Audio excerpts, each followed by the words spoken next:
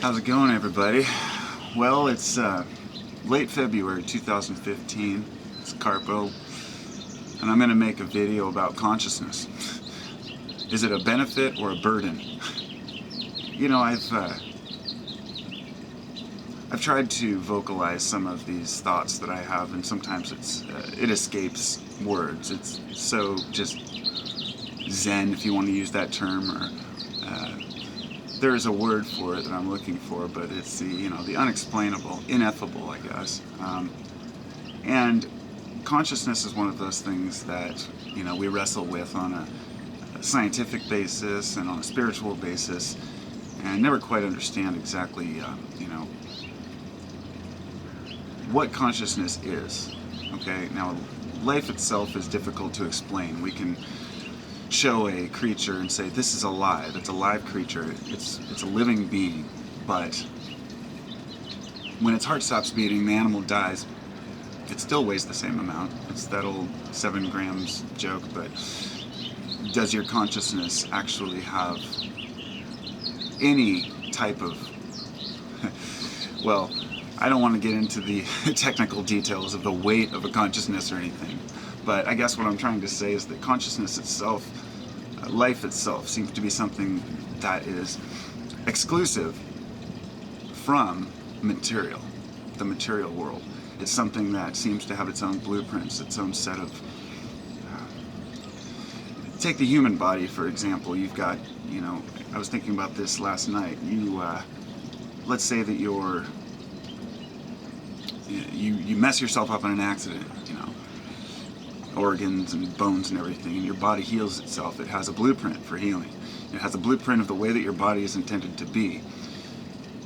And when we get old and we decay and we die, that's not so much, one might consider that nature hasn't figured out how to live forever. But when you understand the balance of life, you know that life has to cease. Everything has to cease. I was watching this show yesterday about the alternate universes, multiple dimensions, and during that show, they finally brought up one question, because I'm not that interested in theories on dimensions or how many universes there may be, because it's a theory that can never be proven. And they asked, so what does it matter? What does any of this matter, and how do we know? And they went to referred to this lady who is a mathematician. She's one of only 5 people who can really understand the math, to show that through the mathematics of the physics we understand in this universe, we've seen that if we continue following that math, that there may be other universes, or rather multiverses. And so I'm using that as an example because there's only a few people who can understand that the mathematics of that. And trying to explain that to someone who doesn't understand that, like me, is impossible. We just have to take their word for it as an authority, or at least to a degree. But each one of us has those certain things in our life that we understand that we can't express to other people because they haven't built up the same education on a subject. Let's say you're really, really into history, and you can't discuss history with someone who doesn't understand the basics and the system of history and how things have come to be. In other words, you have to know A to understand B, and A and B to understand C. So consciousness is this awareness of ourselves which seems to keep us from... Somebody might say it gives us a fuller life, and another person may say that it takes away from the ability to just live. Because being aware is a benefit and a burden. Benefit in the way that we can modify and alter our world around us in order to better suit our needs. Saying we do that respectfully. I don't see humans messing with the earth as anything different than a beaver building a dam, or any other being doing what it does, or building a nest. We're humans, we do our best. And I think most of us to a degree, understand that. But the burden part of it is, it's one that's really bothered me for a long time, to wonder why nature created consciousness in the first place. Even if you believe in a fully evolutionary world that's,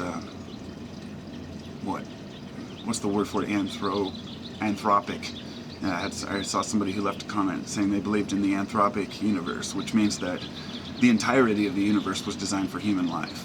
Now that's kind of in a way, it's a religious type. That can be tied into religion in the sense that we think that we are at the center of the universe, that we are the be-all, end-all. But it's funny because the person who came up with that, Carter, came up with this anthropic idea, and he himself regretted using that as a term, because what he meant by that term was not a universe that was designed for human life, but a universe that was designed for intelligence.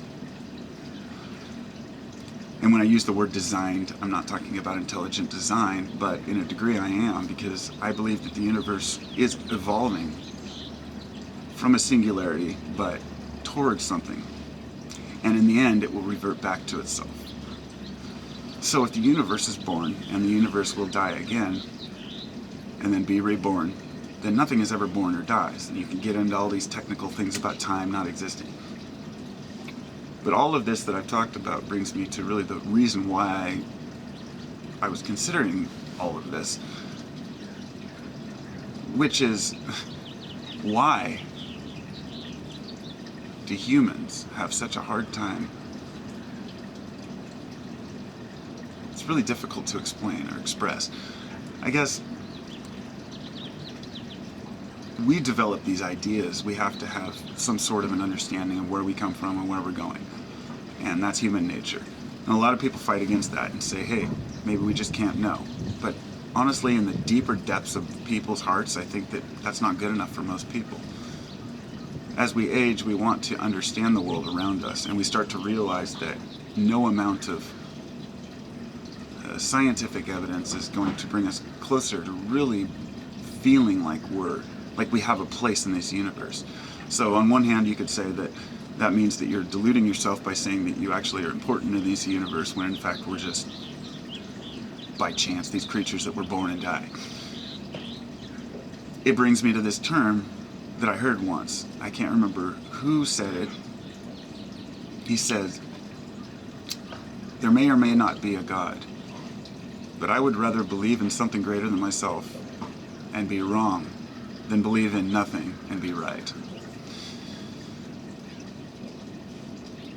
That's about the same lines that I've gone down, except for when I first heard that, I thought, that's a cop-out. That's a shortcut. That's for someone to say, well, if I can't understand the universe, I'm just going to make some shit up. And we do. And I started to realize that, over the years, that's okay. That's okay. We go through these different stages, and eventually we're trying to find solace, comfort, happiness. So I was thinking about reincarnation, which is kind of the root of why I talked about all this universal being born and not being born and not dying. The idea that our consciousness today, our awareness right now, when I'm sitting here talking, I don't want to lose this, okay? I don't want to lose who I am.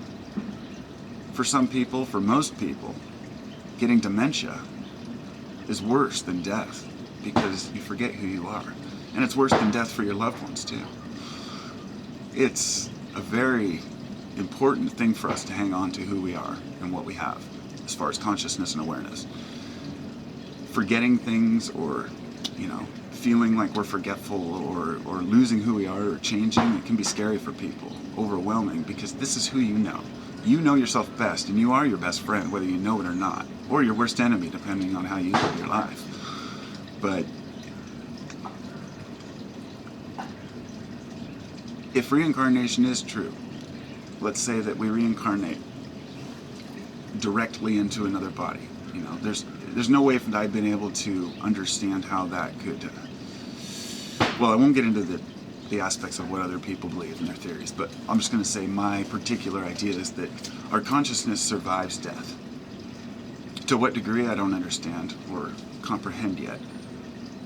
If we've made a big impact in our life and we're remembered, then perhaps our awareness continues on through other people, but it could be like a background program, as if, let's say, I was born with some apps, of people who came before me, some ideas that needed to be carried through. I've heard enough stories about reincarnation to believe that it's true to an extent, but I don't understand how it works. In other words, just because you reincarnate, does that mean that you're going to be able to remember who you are in your next life? No, of course not. Do you remember who you were in your past life? No. And even if you do, even if you're able to bring that back, do you really remember being that person? And no, you cannot. Because you can only be one person at a time. This is my belief, but you can only be one person at a time. It's one of the most important ideas that I've ever considered, is that you can never know what it's like to be another person. You can never know what it's like to be in my head. You will never know what it's like to be me. And I will never know what it's like to be you. And if you could get into my head, you wouldn't know who I am, because you would have to be you analyzing me, if that makes sense. Two consciousnesses together to create one entity. Now I believe that awareness and consciousnesses can combine to become a larger awareness, just as they can be divided among many people to become components.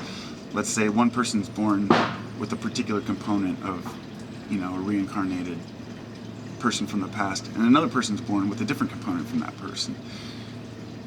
Maybe it's carried on like an energy, but it always has to dissipate and go back to nothing. These mathematical equations, math being the language of the universe, and I wish I was sometimes I've wished I was a mathematician of extreme talent, and then I realize I don't want to be, because you start speaking the language of math and you step away from the language of humanity. And I want to, I guess, end this, because this will end up being really long if I keep talking about this stuff, but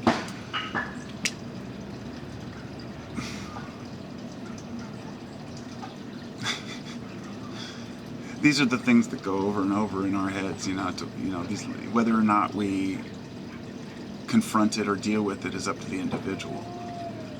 If you learn about something and you think that's just too far-fetched, just move on. Or if something really feels good and resonates with you, you might grab onto it. But looking at the language of humanity, and I don't mean language, but just being, existence, culture, who we are. If we try to step away and find our own truth, that's often the best path. But to remember to bring that full circle back into our group as a community. And sometimes I think, hey, I'm an independent, I'm different. I don't watch sports, and I don't watch TV, and I don't do what all the rest of society does, so therefore, does that make me, better? No, of course not. It just makes me different. But I can't relate to many of my people because of that. And that's okay in certain degrees. In this sense, I would rather relate to people who are philosophical and understand life than people who talk about, particular, movie stars or what's going on in the bullshit world. But I've found that I used to listen to Coast AM. I was just thinking about this morning, like three or 4 years ago, and I used to listen to it every day.